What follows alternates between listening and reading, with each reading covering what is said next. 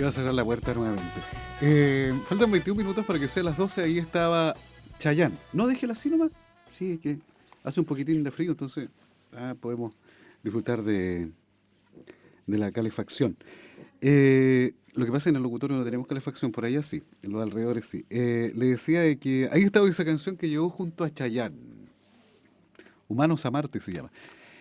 ¿Cómo está don Renan? Gusto de saludarlo. Mi Bien, amigo el veterinario. sí, don José, muy bien. Acá con un poco de frío y también, como siempre, recomendándoles a los amigos radioyentes que cuiden a sus perritos, manténganle la temperatura. Miren que la temperatura está bajando a menos de 0 grados y eso puede acarrear enfermedades a nivel respiratorio.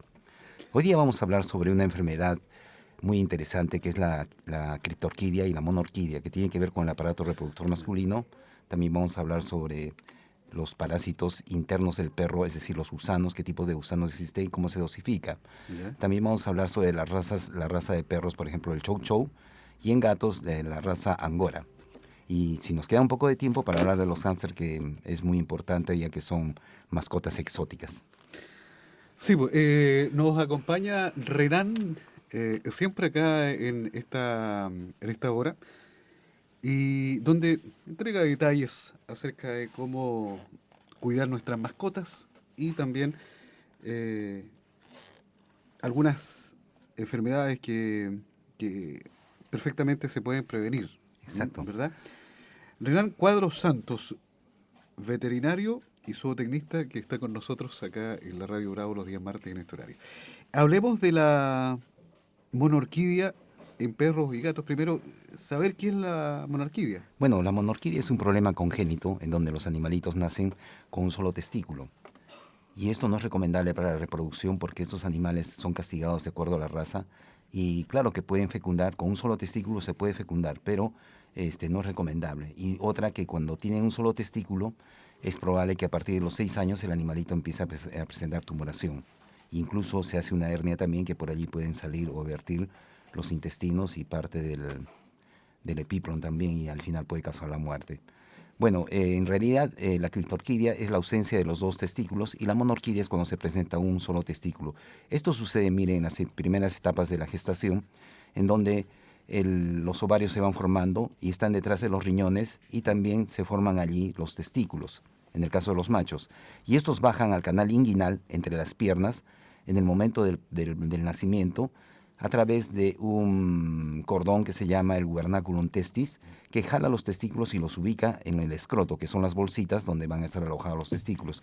Pero ¿qué resulta? Que estos anillos a veces son estrechos por cuestiones genéticas y solo sale uno y el otro se queda dentro. Y estos anillos se cierran a los 3 días aproximadamente. Y lógicamente a los 6 meses esto ya se consolida y el animalito ya tiene los testículos expuestos.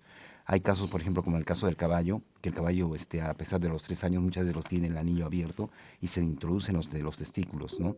¿Por qué es importante esto para la reproducción? Porque fíjese que nosotros para tener una buena formación de espermatozoides, que se llama la espermatogénesis, necesitamos 2 grados de temperatura menos del cuerpo. Por eso es que en el invierno los animalitos, todos, incluso nosotros, cuando está en un momento de cópula, cuando hay frío, los testículos se pegan al vientre para tener una temperatura adecuada, 2 grados menos de la temperatura del cuerpo. Y cuando es verano se ponen pendulantes, el escroto sirve para ello y el músculo cremaster hace que se pendulen los testículos y con eso se puede producir la espermatogénesis y los espermatozoides. Esa es una de las causas, por ejemplo, de cuando uno no hay fecundación en el macho. ¿Por qué? Porque altera la calidad del semen. ¿Por qué? Porque el animalito está muy gordo y aumenta la temperatura en el testículo y no se produce la espermatogénesis y también por lo que le digo, que a veces el testículo está muy pegado al cuerpo, ¿no?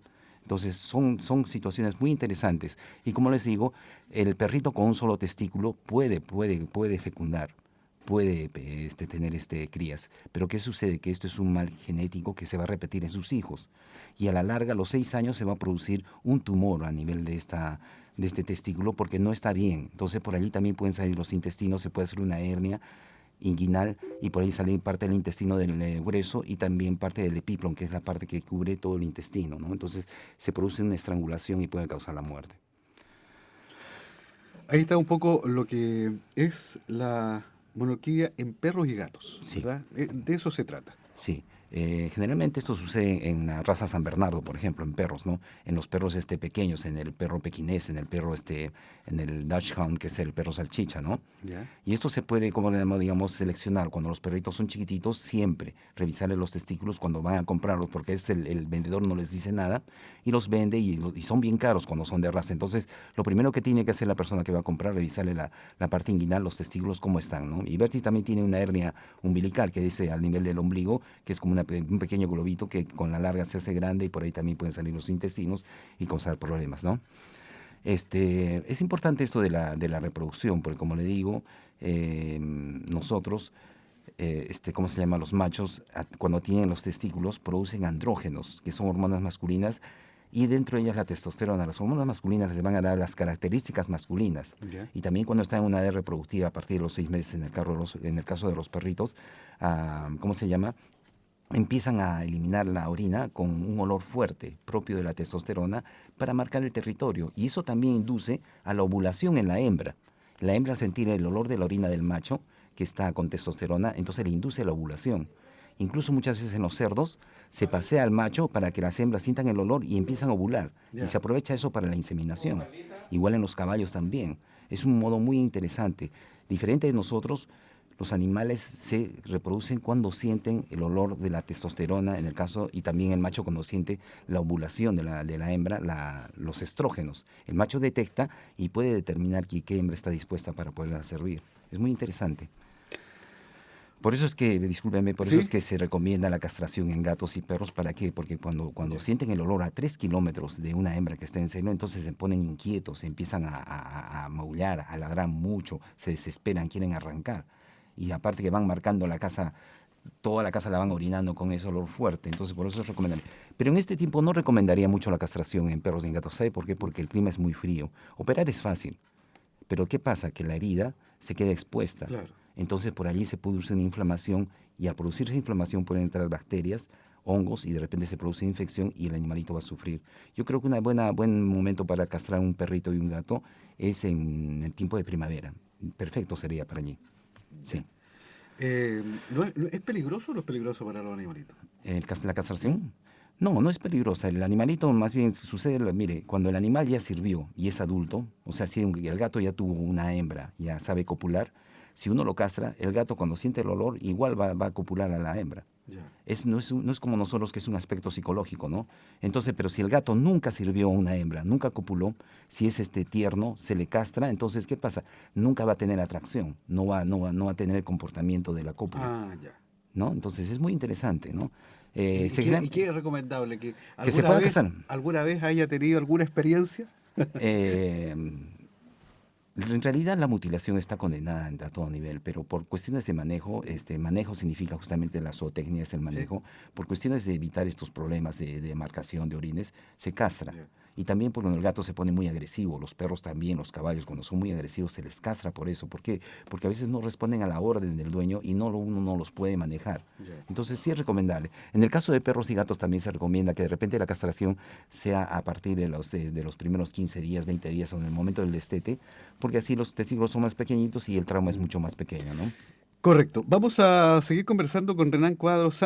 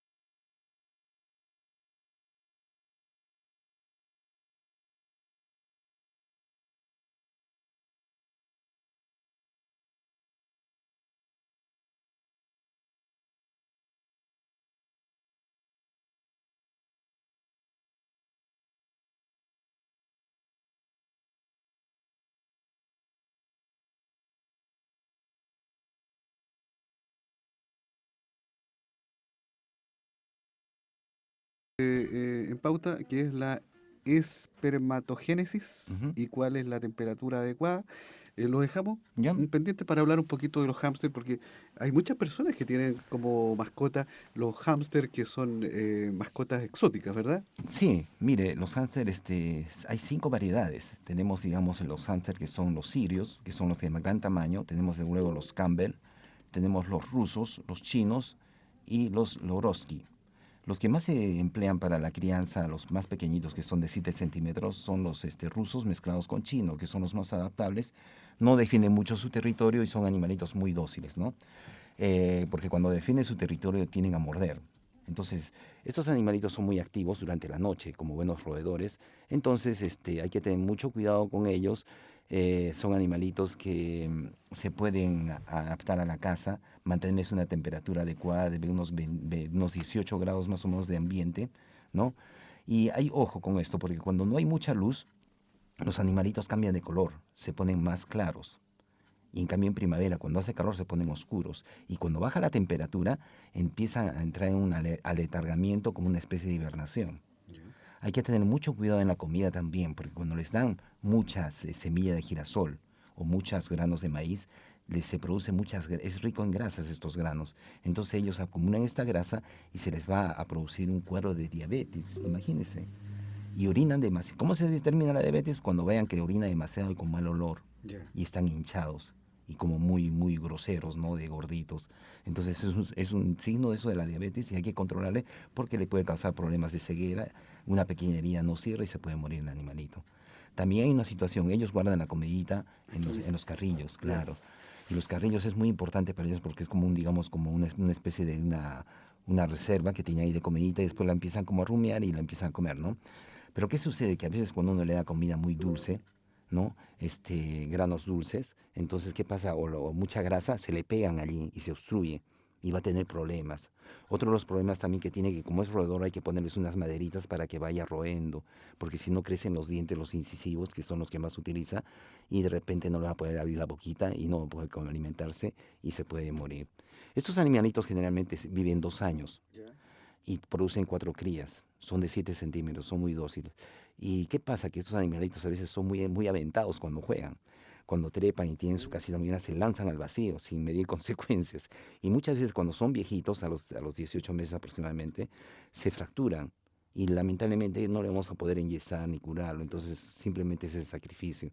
Y a veces los niñitos se encantan mucho. Es igual que los pececitos. De repente cuando usted los observa en su jaulita tipo pecera, todas las maravillas que hacen, uno se queda encantado, porque miren, juegan con una rueda que hay ahí, hacen ejercicios. Eso ellos de forma instintiva lo utilizan como Sí, una manera de hacer ejercicio. exacto, les gusta como hacer ejercicios, su territorio está bien marcado. Tienen una casita donde lo utilizan para dormir. ¿Y cuáles son los que se...? Porque yo he visto en algunas partes donde le echan Claro, aserrín y van haciendo es que eso lo hacen ellos cuando como no los tienen sus túneles. Ah, ya. comodidades. Porque si usted le hace una casita, entonces él la utiliza como casita y le pone ahí unos algodones, él lo utiliza como su vivienda. Es más, para que no defeque y orine en cualquier ¿Mm? sitio, se le pone un platito especial con arena fina, así como de playa Ya. o de construcciones, arena muy fina. Entonces el animalito busca la arena y ahí va a defecar y va a orinar. Y Ya. eso hay que cambiarlo diariamente. Después la viruta, esa que usted dice, ¿Mm? se le pone la viruta para que él haga su camino por allí, ¿no? Y no, es muy limpio. Y tiene también, digamos, la parte de su casita, la parte de juegos, y se organiza mucho y define mucho el territorio. Los machitos hay que tenerlos con sus hembritas, pero nunca dos machos allí en un mismo sitio. ¿Por qué? Porque empiezan a morderse. ¿Y qué pasa? Que empiezan a salir tumoraciones y abscesos de pus. Ya. Entonces, de repente, una de las formas de controlarlos es que siempre, cada día, cada mañana, uno los revise y... Salud. Gracias. Y los revise y vea si tienen alguna tumoración, Ya. ¿no? Revisarle las comisuras de los labios, porque a veces también cuando uno les da granos que están un poco sucios, se llenan de hongos y se les raja los labiecitos por los costados.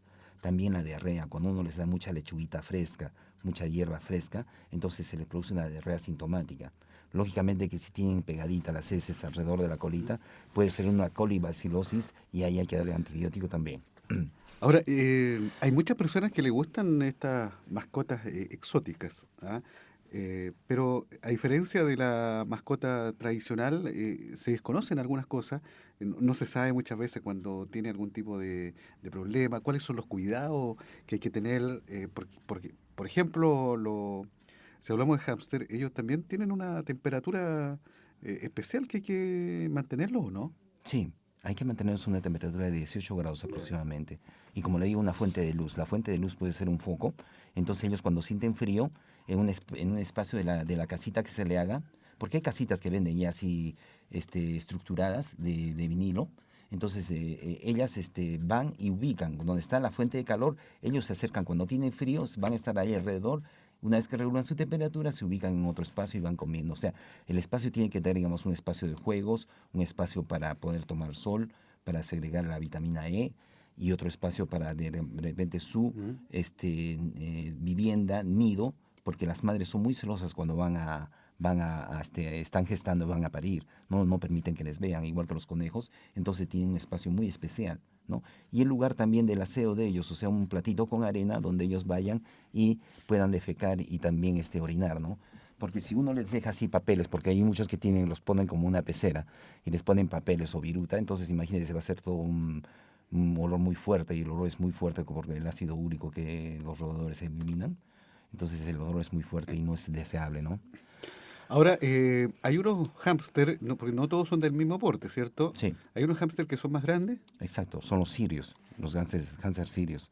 Esos hámsters son un poco raros, pero son más territoriales O sea, también. son Sí, de son más o menos de como este porte más o sí, menos, ¿no? hasta unos 10 centímetros más o menos. Sí, de 7 a 10 ¿Y cuáles centímetros. serán unos más grandes que hay? En realidad, me dijeron, es un hámster, No, pero el sirio es el más grande, de unos 10 centímetros. De repente están confundiendo, porque incluso hasta tienen una colita más larga, con el cuy.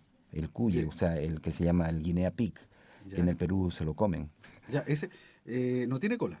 No tiene cola el Ya, cuy, ¿no? Entonces, muchos lo utilizan acá también como mascota, ¿no? sí, Y come alfalfa, qué sé sí, yo. Y, aquí lo usan como mascota. claro, en el Perú se lo comen y le digo que es muy rico, ¿eh? Con papas doradas es riquísimo. Ya. Es uno de los platos ¿Ah, favoritos sí? y recomendados. Los Ah, incas lo comían. ya, vamos a ir para Perú entonces. Aquí no lo preparan. No, acá no. Ya, Sí. pero en la cocina peruana sí puede ser. Sí, en la cocina Mm. peruana sí le digo, ¿cómo se llama? El cuy chactao y es un plato caro que cuesta aproximadamente $20. Para Ya. el Perú es caro, ¿no? Entonces lo preparan y es un potaje muy recomendado. Los incas lo comían, como le digo, porque tiene 18% de proteína y tiene una carne light. Los japoneses la están comprando ahora como las ancas de rana lo compran porque Mm. dice que es muy nutritivo por alta porcentaje de Ya, proteína. y si lo comían los incas es porque es bueno. Sí, sí. Bueno, el cuy entonces, estábamos confundiendo, por lo menos Sí, se me se generó una confunde con el confusión. hámster, sí. En Ya, todo caso son roedores que también el cuy hay que tener mucho cuidado porque es un animalito que le gusta estar en sitios oscuros durante el día. claro. Y hay que siempre mantenerlo en la casita del cuy, tenerlo a la altura de la mirada de uno, cosa que él no se estrese, porque cuando está en el suelo, entonces al ver Ah, sí. una persona, se asustan. Y muchos se estresan, estos animalitos se estresan, los cuyes son muy nerviosos y se pueden morir con la impresión nada más, ¿no? Entonces, son animalitos también que sabe que cuando no se les da de comer empiezan a silbar Ah, y se comen a sus crías, produce canibalismo, porque cuando no se sienten seguros, no tienen el forraje necesario, se los comen. Entonces hay que tener mucho cuidado, siempre su comida al día, porque son bien, como buenos roedores, todo el día están comiendo, entonces, y también son muy territoriales, ¿no? Y la jaula tiene que ser una jaula un poco grande en altura, porque a veces saltan, los cuyes saltan y escapan de ahí, entonces de repente puede crear problemas. Y limpiarles siempre. En caso también de los hámster, la limpieza, si es que uno no tiene esas comodidades que le decía anteriormente, tiene que limpiarles constantemente. Yo considero cada 2 días. Renan, gracias por venir. Su teléfono, para que Bueno, nuevamente mi si lo van teléfono, a tratar de ubicar, sería exacto, bueno que lo el entregaran. 58 36 64 95, por favor. El 58 36 64 95. Como ustedes pueden ver, los puedo asesorar y orientarles para mejorar la calidad de vida de sus mascotas en cualquier sentido. Les agradezco mucho por su Que atención. esté muy bien, ¿ah? Muchas Chao. gracias. 16 grados.